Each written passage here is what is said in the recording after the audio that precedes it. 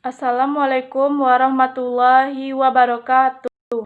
Perkenalkan, nama saya Welly Mailona, NIM 19022137, Prodi Pendidikan Anak Usia Dini, Fakultas Ilmu Pendidikan Universitas Negeri Padang. Baiklah, pada kesempatan kali ini saya ingin membahas mengenai tujuan, fungsi, dan ruang lingkup administrasi pendidikan. Yang pertama yaitu mengenai tujuan administrasi pendidikan.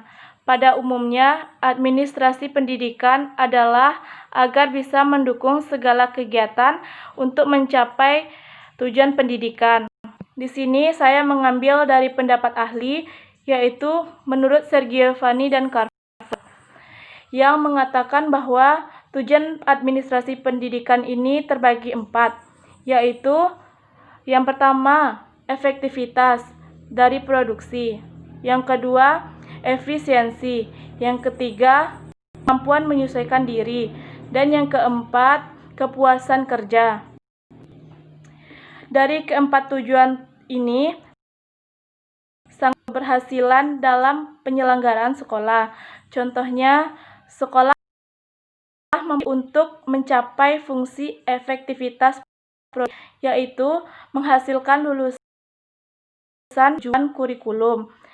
Dalam pencapaian tujuan tersebut harus dilakukan usaha yang efisien, seefisien mungkin, yaitu menggunakan keperluan dana dan tenaga seminimal mungkin, tapi memberikan hasil sebaik mungkin, sehingga lulusan tersebut dapat melanjutkan ke tingkat yang berikutnya dan dapat menyesuaikan diri dengan lingkungannya yang baru.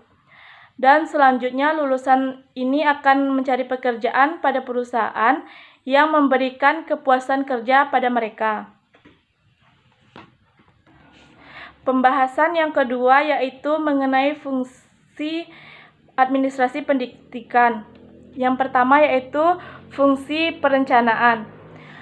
Di dalam fungsi perencanaan ini mencakup apa saja yang kita lakukan dan bagaimana cara kita melakukannya, agar sesuatu yang kita lakukan tersebut terlaksana dengan baik sesuai dengan perencanaan yang sudah kita buat. Contohnya RPP. Dalam RPP itu ada kompetensi inti, kompetensi dasar, indikator, tujuan, metode, langkah-langkah, alat, atau bahan yang digunakan dalam pembelajaran, serta sudah ada mencakup penilaian. Yang kedua yaitu adalah fungsi pengorganisasian.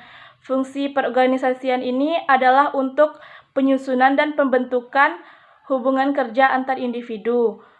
Contohnya saja dalam pengorganisasian OSIS. Di dalam perorganisasian OSIS ini ada ketua, wakil ketua, sekretaris, bendahara, dan seperangkat anggota lainnya. Maka dengan seperangkat pengorganisasian OSIS ini akan terbentuk hubungan kerja yang baik di dalam suatu organisasi. Yang ketiga yaitu fungsi koordinasi, yaitu untuk menghindari terjadinya kesimpang siuran dalam bertindak. Artinya dalam membagi waktu atau pekerjaan atau tugas harus sesuai dengan bidangnya masing-masing.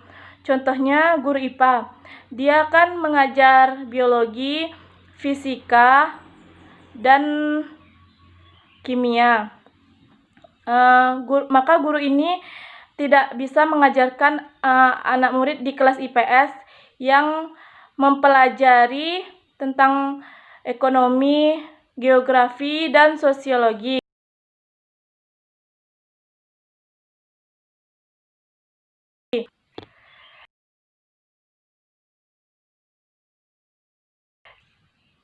Guru IPA karena itu bukan tugas atau bidangnya.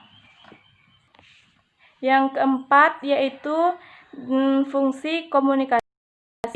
Jika komunikasi tidak lancar sesama guru atau teman sejawat, maka tidak akan bisa tercapai tujuan dari pendidikan itu sendiri.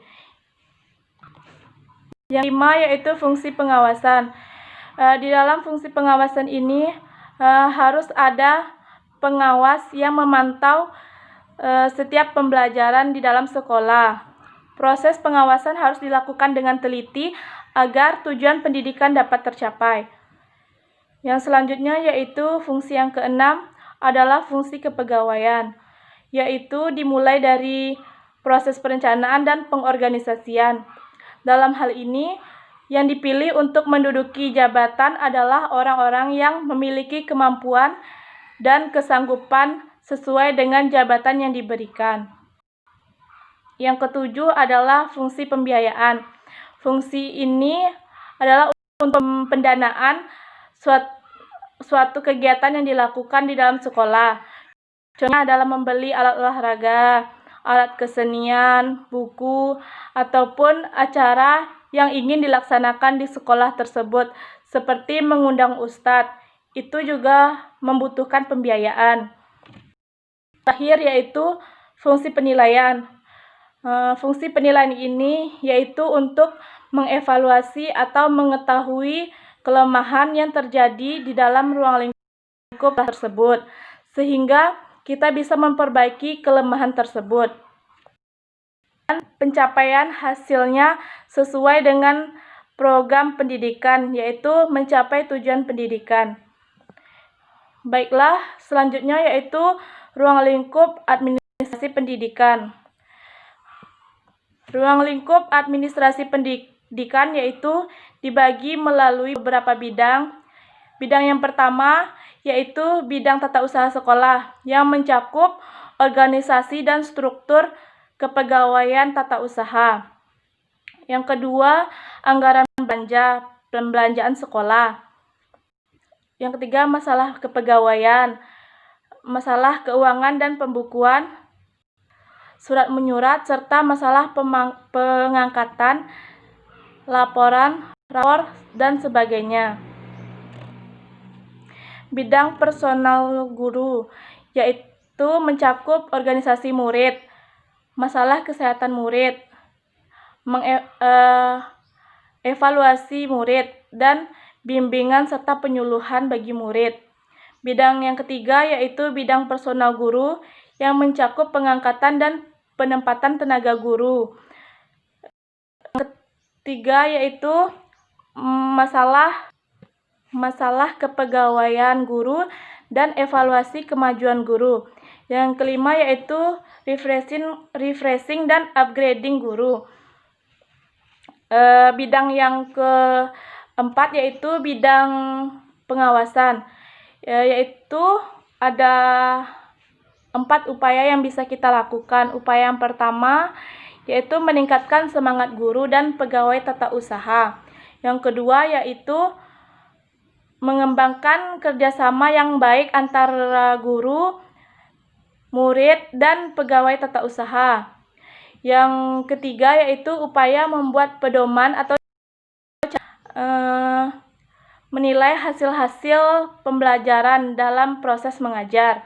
Yang keempat yaitu upaya untuk meningkatkan mutu dan pengalaman.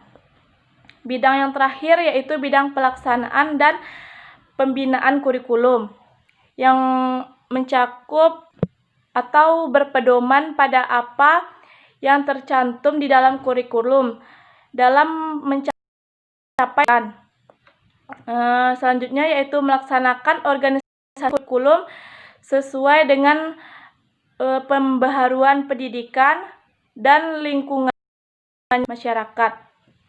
Mungkin sekian yang dapat saya sampaikan. Jika ada salah, saya mohon maaf.